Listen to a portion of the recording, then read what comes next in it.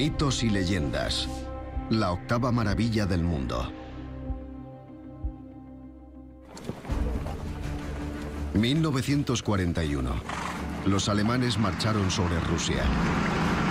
Y no solo se apropiaron de territorios, sino que también robaron obras de arte de valor incalculable. Una de ellas fue la cámara de ámbar. Una extraordinaria serie de paneles de ámbar del siglo XVIII que valdrían millones de euros. Se la consideraba la octava maravilla del mundo.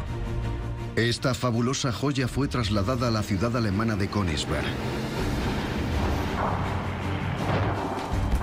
Pero 4 años más tarde, cuando los aliados retomaron el control de la ciudad en 1945, la cámara de ámbar había desaparecido misteriosamente.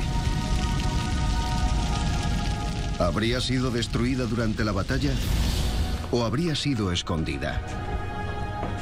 Este fue el comienzo de una caza del tesoro, en la que participaron algunas de las policías secretas más poderosas de la Europa oriental.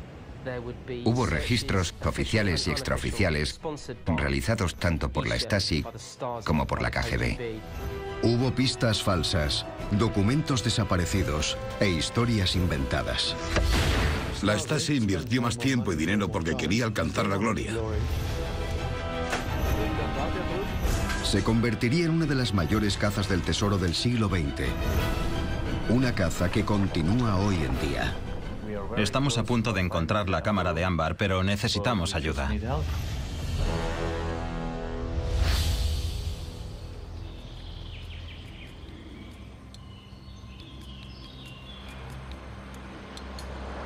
Los Montes Metálicos, al sudoeste de Alemania. Una zona de colinas arboladas y minas abandonadas. Aquí, durante los últimos 20 años, Henry Hattenauer ha buscado una extraordinaria obra de arte desaparecida.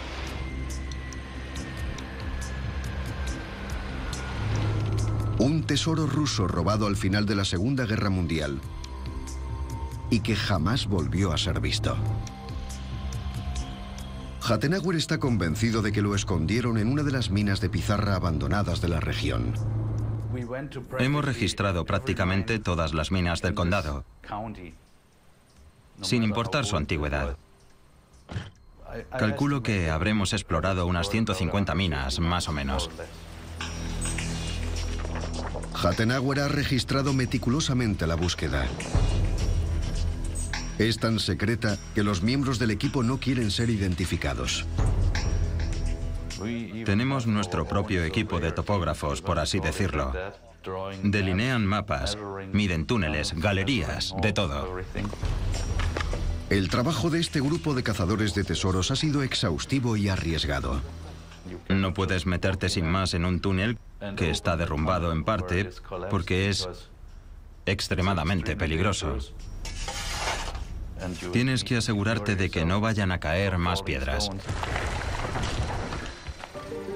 Y después de años de decepciones, Hattenauer cree que por fin ha reducido la búsqueda del tesoro perdido a una mina en concreto. Si está en lo cierto, podría estar a punto de realizar un hallazgo monumental. Podría ser el fin de una búsqueda de 60 años. Hattenauer podría haber encontrado la legendaria cámara de ámbar.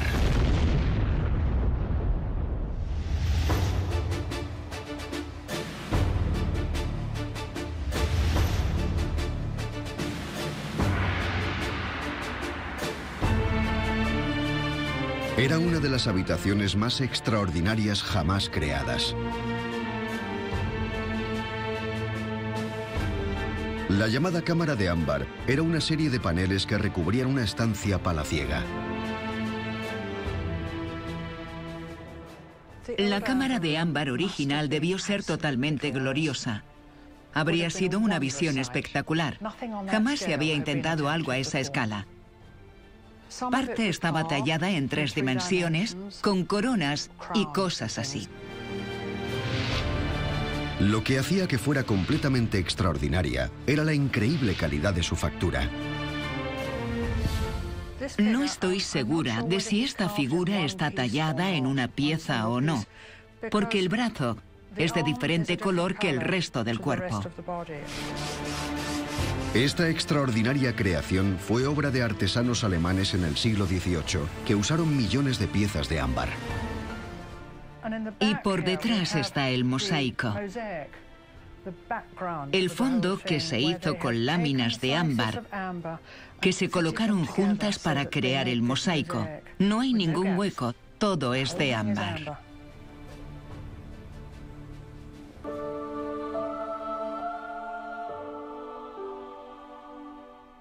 El ámbar es una sustancia semipreciosa que solo se encuentra en algunos lugares del mundo. Uno de los principales yacimientos está en la costa báltica de Polonia. Está formado por resina de árboles prehistóricos que crecieron en esa región hace 60 millones de años. A principios del siglo XVIII, la cámara de ámbar se convirtió en un símbolo de la magnífica habilidad de los artesanos alemanes. Era considerada la octava maravilla del mundo. El motivo era que a nadie se le había ocurrido la idea de usar el ámbar arquitectónicamente. La audacia que supone coger algo que solemos asociar con la joyería ornamental y usarlo de manera arquitectónica para recubrir o laminar toda una sala era increíble. Un disparate, una locura.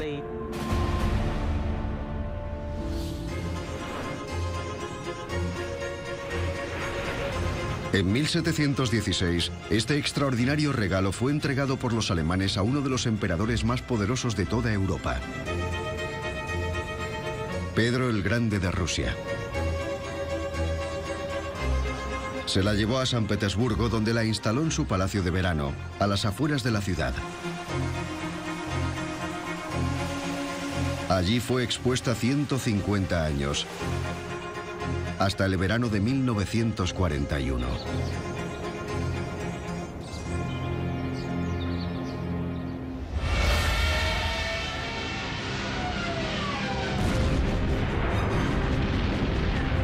En junio de ese año, Hitler invadió Rusia.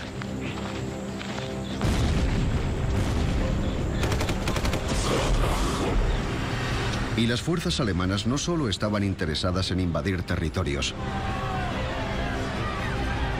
Se trataba de una operación meticulosamente planeada, en la que participaban expertos de arte para apropiarse de cualquier cosa que representara la artesanía alemana.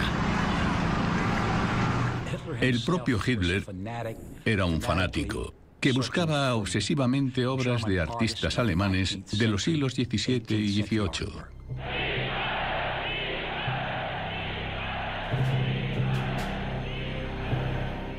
Los alemanes tenían un plan que había sido elaborado con muchos años de antelación a la invasión. Enviaron a comisarios artísticos y burócratas culturales con guías turísticos y recopilaron larguísimas listas de los tesoros que podrían ser más importantes para el Tercer Reich.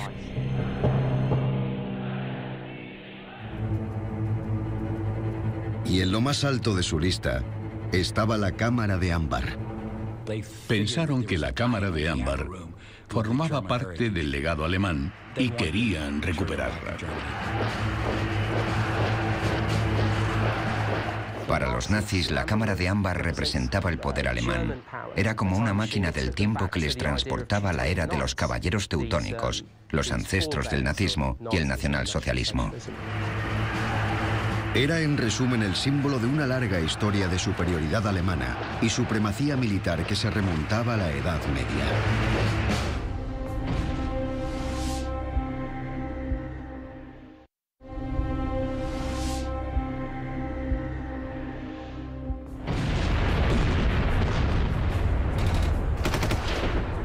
Mientras los alemanes avanzaban por tierras rusas, los conservadores soviéticos tenían que trabajar a contrarreloj.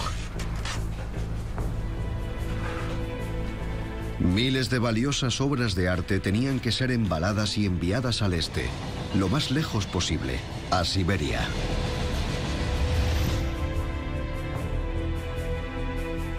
Pero cuando llegaron a la cámara de ámbar se toparon con un problema. Parecía demasiado frágil para moverla.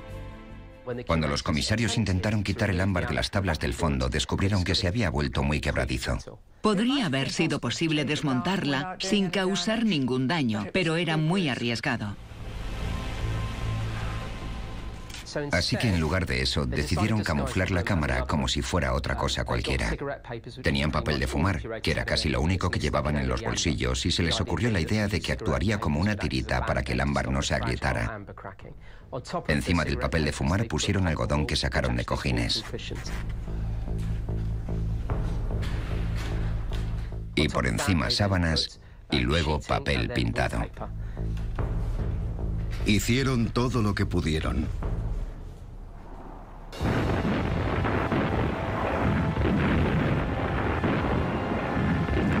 En septiembre de 1941, 2 meses después de invadir Rusia, los alemanes habían rodeado San Petersburgo.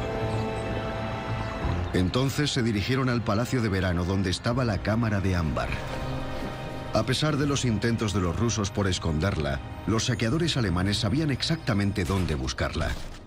Después de consultar sus planes de acción, tenían una idea de dónde ir. Conocían las dimensiones de la cámara y habían llevado cajas para transportarla. Estaban mucho más preparados que los rusos, que habían sido enviados para evacuarla. A los alemanes no les asustaba tanto como a los rusos el dañarla. Lo arrancaron, lo numerarían y lo pondrían en un gran arcón para transportarlo.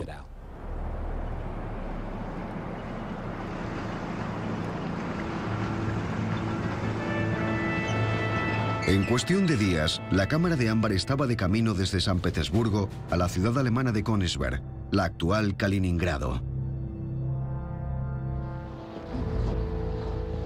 Allí la montaron en el Museo del Castillo. Ese sería el último paradero conocido de la cámara de ámbar. Lo que le pasó después fue turbio y polémico.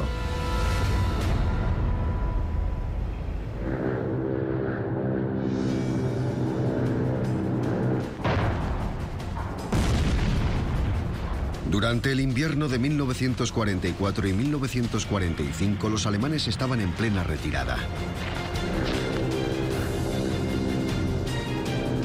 Aviones aliados bombardearon las defensas alemanas en Kaliningrado.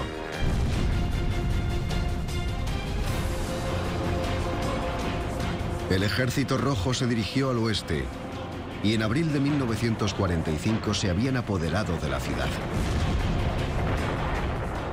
Cuando llegó el Ejército Rojo, la ciudad estaba en llamas. La gente estaba aterrorizada. Cada uno de los soldados del Ejército Rojo que llegó a este foco del nazismo quería destruir al menos una parte.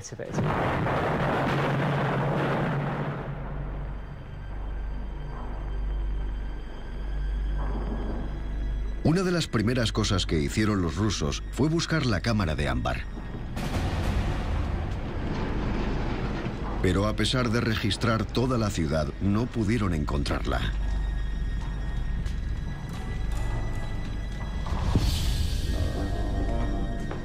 ¿Qué había pasado?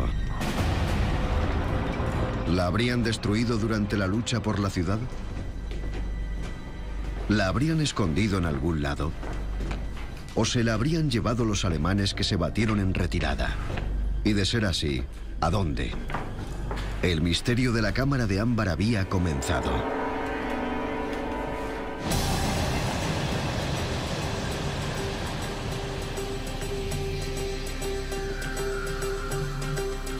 En la primavera de 1945, la Unión Soviética envió equipos de expertos en arte para peinar los escombros de Europa en busca de los tesoros que les habían arrebatado. Las brigadas soviéticas de trofeos arrasaron con los museos de todos los países que habían ocupado.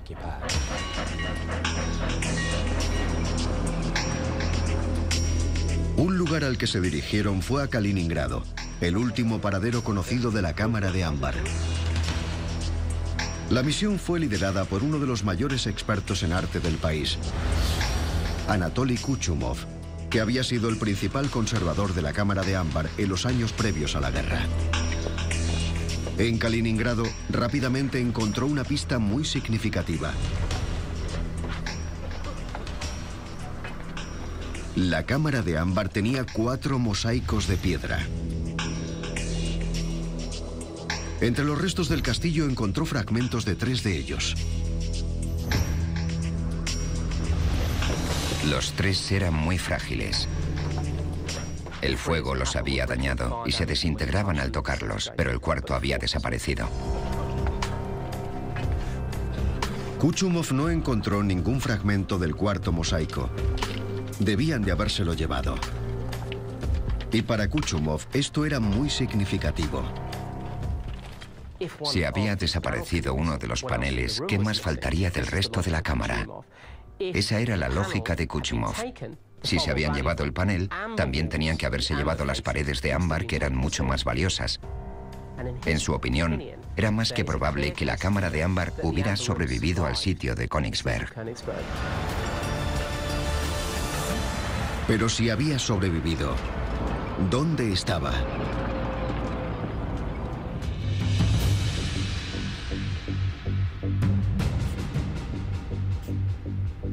Las investigaciones de Kuchumov le llevaron a los últimos días de la guerra. Algunos informes sugerían que las bombas aliadas cayeron mientras escondían la cámara de ámbar bajo tierra. ¿Tendría que empezar por ahí? Kuchumov consiguió reunir equipos de excavación y reclutar voluntarios para comenzar su propia excavación.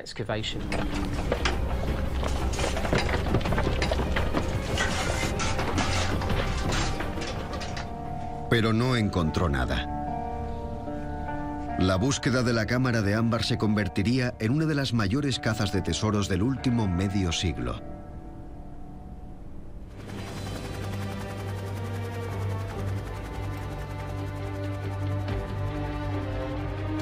Uno de los primeros países en participar en la caza fue la recién formada República Democrática Alemana, la RDA. La parte oriental de Alemania había sido ocupada por el Ejército Rojo en los últimos meses de la guerra y ahora formaba parte del bloque soviético. Se convertiría en un defensor clave del comunismo en Europa. Y para asegurarse de que no hubiera ninguna oposición interna, las autoridades crearon una policía secreta de gran eficacia, la llamada Stasi.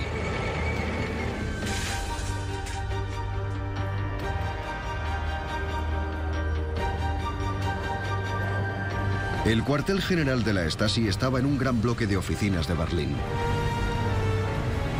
Allí recopilaban información sobre millones de ciudadanos de la Alemania Oriental. A finales de los 40, la Stasi se enteró de la desaparición de la cámara de ámbar y comenzó su propia búsqueda. La RDA estaba deseando quedar bien a ojos de Moscú. Los comunistas de la Alemania Oriental tenían un complejo de culpa por haber invadido el primer país socialista, el primer país comunista del mundo, y muchos de ellos pensaban que debían hacer algo para mitigar su culpa. Por tanto, cuando los soviéticos quisieron encontrar la cámara de ámbar, lo más lógico era que la RDA les echara una mano. Pero la Stasi no era la única policía secreta que buscaba la cámara de ámbar.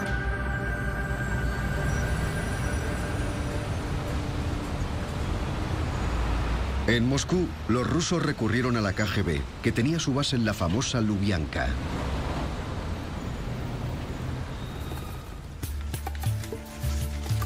Durante los siguientes 30 años, tanto la policía secreta rusa como la de Alemania Oriental llevarían a cabo búsquedas separadas de la cámara de ámbar.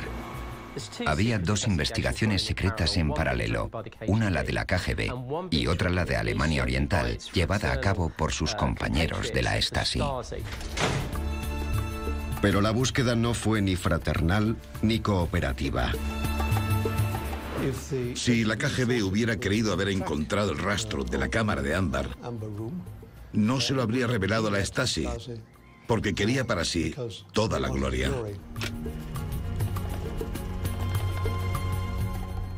Y por supuesto la Stasi quería ser la primera en descubrir la cámara de ámbar, porque también ansiaba conseguir la gloria. Así que tenían una relación un tanto tensa. La KGB concentró la búsqueda en el último paradero conocido de la cámara de ámbar, Kaliningrado, la antigua ciudad alemana de Königsberg. Mientras, los alemanes comenzaron a buscar un poco más cerca de casa.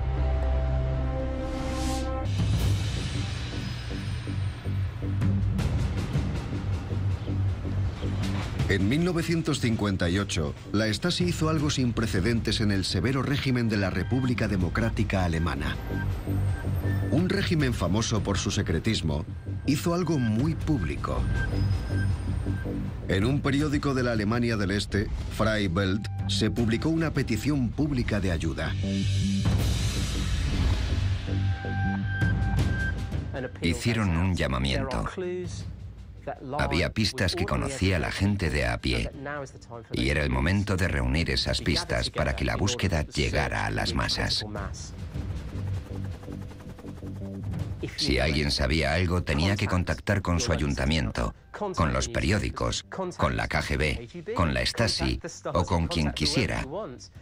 Pero si eran ciudadanos leales, tenían que colaborar con la búsqueda. La investigación alemana estaba liderada por un agente de la Stasi llamado Paul Enka. Paul Enka era un nazi, un miembro de las juventudes hitlerianas que fue capturado por los soviéticos, reeducado para que aceptara el comunismo, cosa que hizo, y a pesar de haber pertenecido a las juventudes hitlerianas, se convirtió en un coronel de la Stasi, un miembro de pleno derecho de la policía secreta.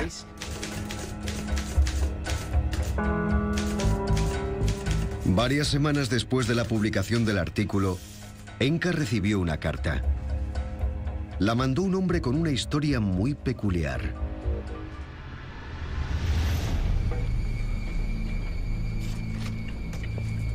El hombre, cuyo nombre en clave era Rudi Ringgold, le contó a Enka que había estado excavando en los escombros del sótano de su casa familiar. Allí encontró los papeles de identidad de su difunto padre, junto con un paquete de documentos. Ringgold los había leído y se había quedado aterrorizado.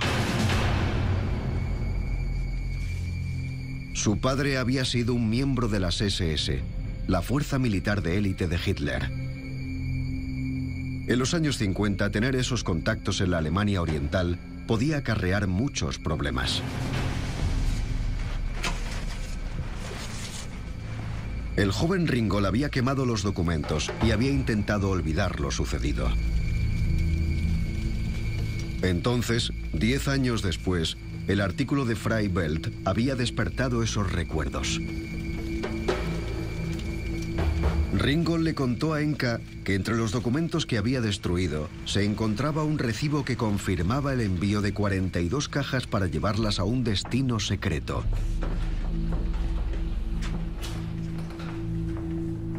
Y lo que es más importante, recordaba la transcripción del mensaje por radio. Acción cámara de ámbar concluida.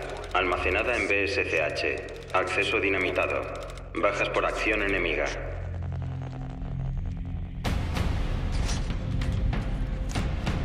Enka apenas podía creerse su suerte. Era la primera confirmación de que alguien había ordenado la evacuación de la cámara de ámbar y de que el trabajo había sido completado. Tenía pruebas sólidas de que la cámara de ámbar seguía existiendo. Tenía que ser posible encontrarla.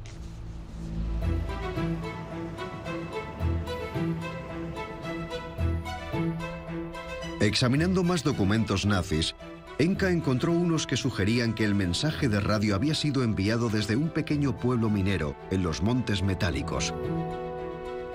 El pueblo se llamaba Lehmfeld. Había 3 escondites en potencia para la cámara de ámbar.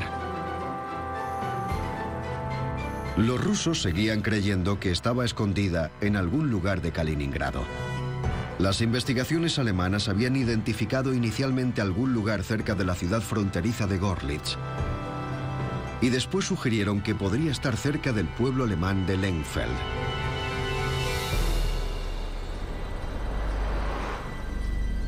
Pero Lehmfeld está rodeado de colinas y valles. había cientos de escondites potenciales y las pruebas eran demasiado vagas. Enka necesitaba algo mucho más concreto. Entonces, en los años 60, se produjo otro avance.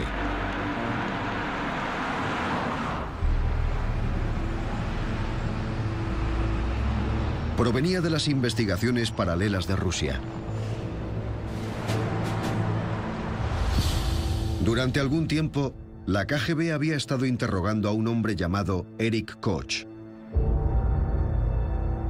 Koch había sido un importante oficial nazi.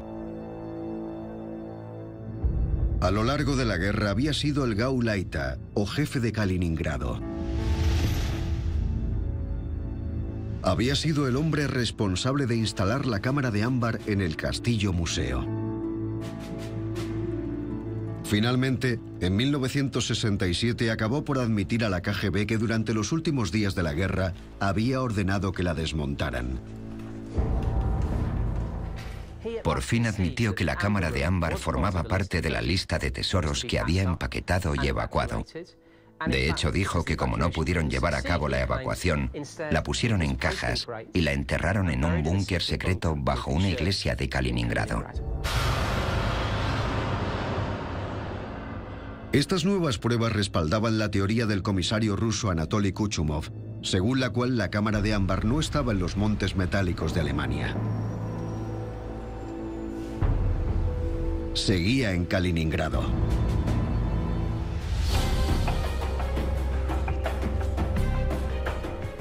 Tras estas pruebas, los rusos no perdieron el tiempo. Empezaron a requisar equipos de excavación y a reclutar voluntarios para volver a poner la ciudad patas arriba.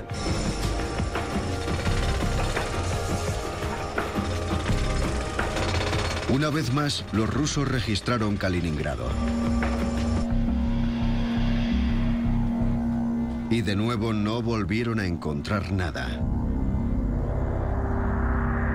Si la cámara de ámbar estaba escondida en la ciudad, su escondite seguía siendo un misterio.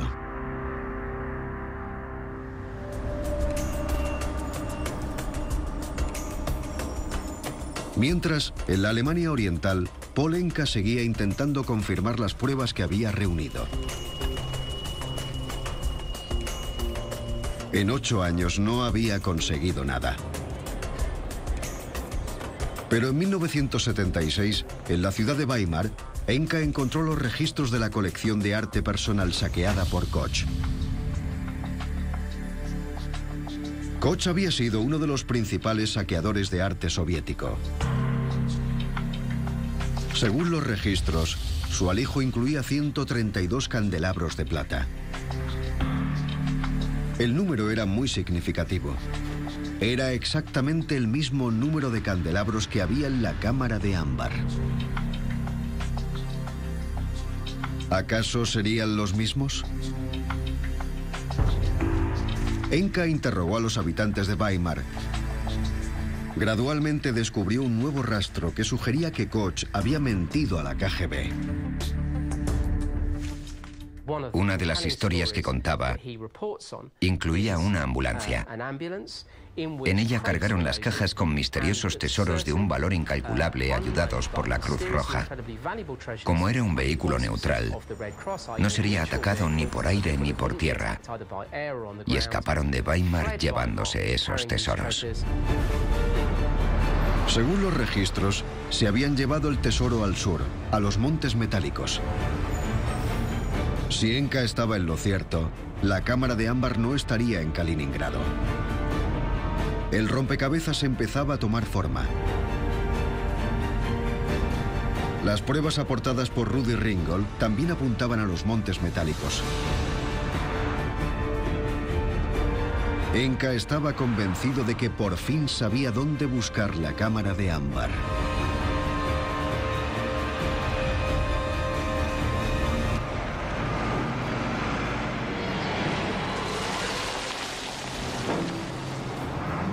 Ese año Enka empezó a buscar minas abandonadas en la región. Empezaron a registrar una serie de minas, llevaron el equipo necesario para excavar y se gastaron una considerable cantidad de dinero en esta operación. Era una operación a gran escala que requería un gran número de voluntarios. Enka redujo la búsqueda a una sola mina, pero la entrada estaba bloqueada por rocas. Los alemanes trabajaron duro y eliminaron los bloques con cargas explosivas. Pero a Enka le esperaba una desagradable sorpresa. Cuando consiguieron llegar a las zonas que habían marcado como las ubicaciones clave, descubrieron que en lugar del tesoro había hojas del Pravda enrolladas y quemadas. Pravda era el periódico del Partido Comunista Ruso. La fecha de las páginas quemadas era de julio de 1945. El Ejército Rojo lo usaba para enrollar cigarrillos. Las fuerzas soviéticas ya habían explorado la mina 31 años antes y claramente no habían encontrado la cámara de ámbar. Pero nadie se molestó en contárselo a Enka o a sus colegas alemanes. La operación le había costado a la Stasi casi $500,000. Había sido un vergonzoso y caro fracaso.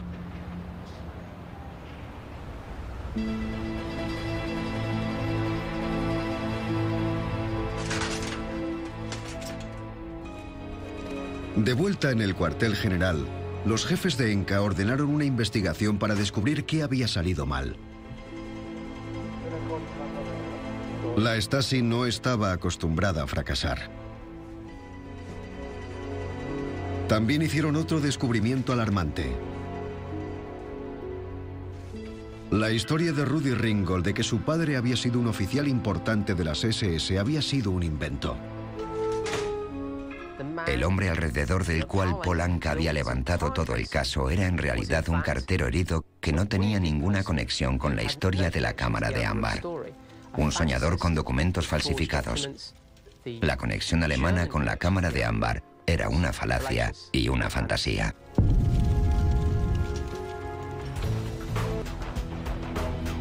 A pesar de este revés, la Stasi pasó los siguientes 10 años buscando la cámara de ámbar. Después de haber comenzado la operación, la Stasi no se dio por vencida. No tenían el concepto de rentabilidad. Lo importante era el objetivo y por tanto cada vez se gastaron más y más dinero, a pesar de que los resultados obtenidos eran más bien escasos, aunque las probabilidades de encontrar la cámara de ámbar eran cada vez más pequeñas. Eso no importaba. Era un sistema comunista. Simplemente siguieron buscando. De hecho, la búsqueda solo terminó cuando algo más grande cambió el mundo entero.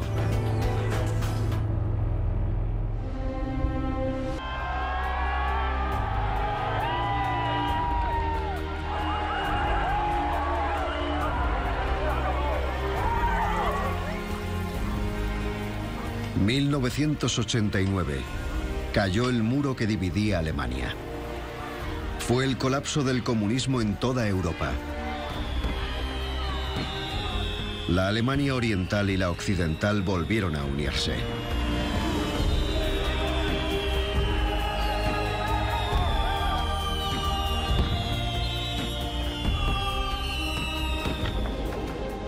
En la euforia subsiguiente, una compañía energética alemana accedió a sufragar la construcción de una nueva cámara de ámbar y dársela a los rusos.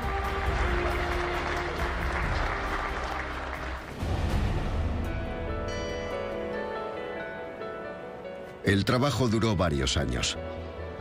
Finalmente, en 2002, con mucha pompa y honores, fue instalada en su antiguo hogar, el Palacio de Verano a las afueras de San Petersburgo.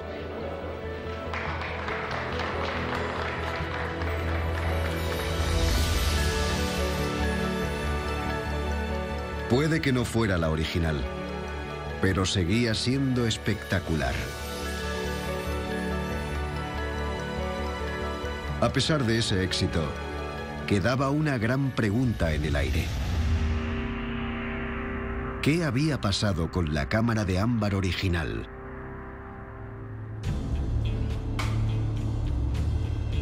En 2004, Adrian Levy fue uno de los 2 periodistas que publicaron los resultados de una investigación de 4 años, leyendo informes, cartas y documentos en Berlín, Moscú y San Petersburgo. La investigación le había llevado a 1945, a los meses posteriores a la guerra.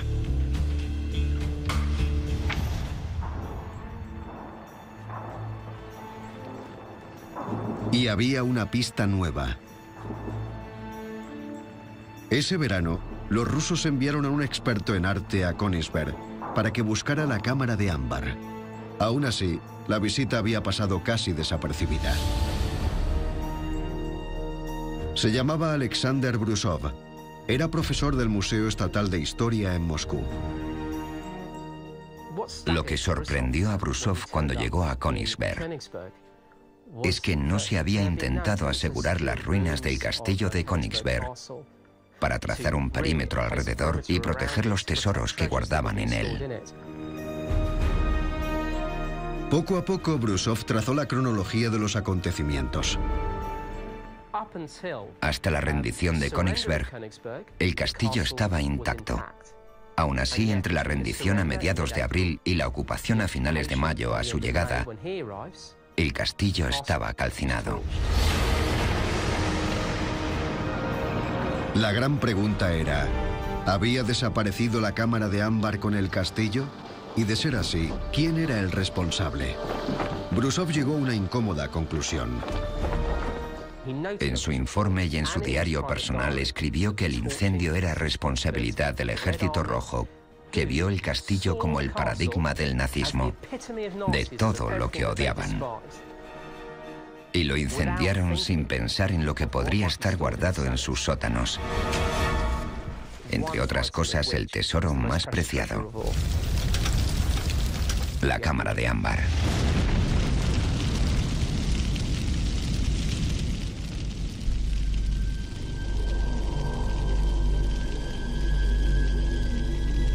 Así que los propios rusos habían destruido la cámara de ámbar.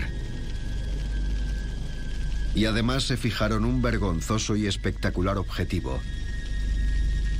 Brusov ya había resuelto el misterio en 1945. Pero ¿por qué habían mantenido la verdad en secreto? ¿Por qué los rusos seguían afirmando que existía? Para Levy, la respuesta era sencilla. La idea de que el Ejército Rojo hubiera destruido de forma negligente una de las obras de arte más importantes del país no era una noción que las autoridades soviéticas pudieran aceptar. Así que crearon una nueva verdad. Y así nació el mito de que la cámara de ámbar hubiera sido salvada y escondida.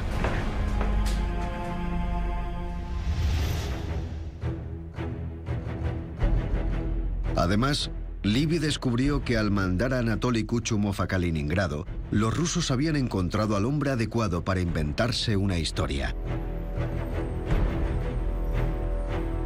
Desde la invasión alemana, Kuchumov había sido un hombre atormentado. En 1941 había sido el responsable de las obras de arte del Palacio de Verano, incluida la cámara de ámbar. Fue él quien decidió que era demasiado frágil para moverla. Fue suya la decisión de dejarla donde estaba y cubrirla con papel. Pero los alemanes habían demostrado lo equivocado que estaba y la habían encontrado en cuestión de días. Anatoly Kuchumov volvió de la guerra atormentado por esa decisión y sintiendo una gran culpabilidad. Levy por fin había resuelto el misterio. La búsqueda de la cámara de ámbar no había llegado a ninguna parte porque había sido destruida. Pero eso no impidió que algunos siguieran buscándola.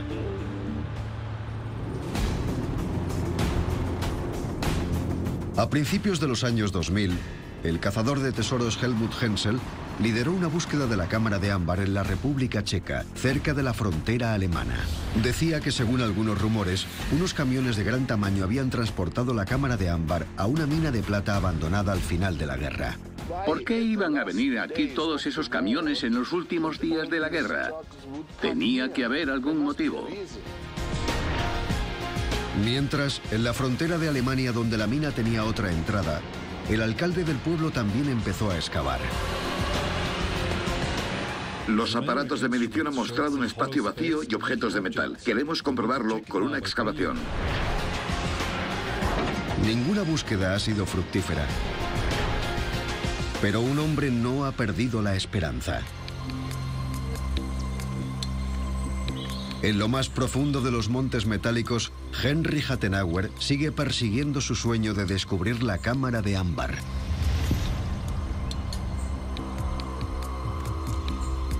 Ha encontrado una mina que cree que puede contener pruebas de gran importancia. Hemos encontrado huellas de botas de las SS. Muchas huellas, todas en dirección al interior de la mina. Hemos encontrado lámparas con 5 bombillas, lo cual es algo muy peculiar.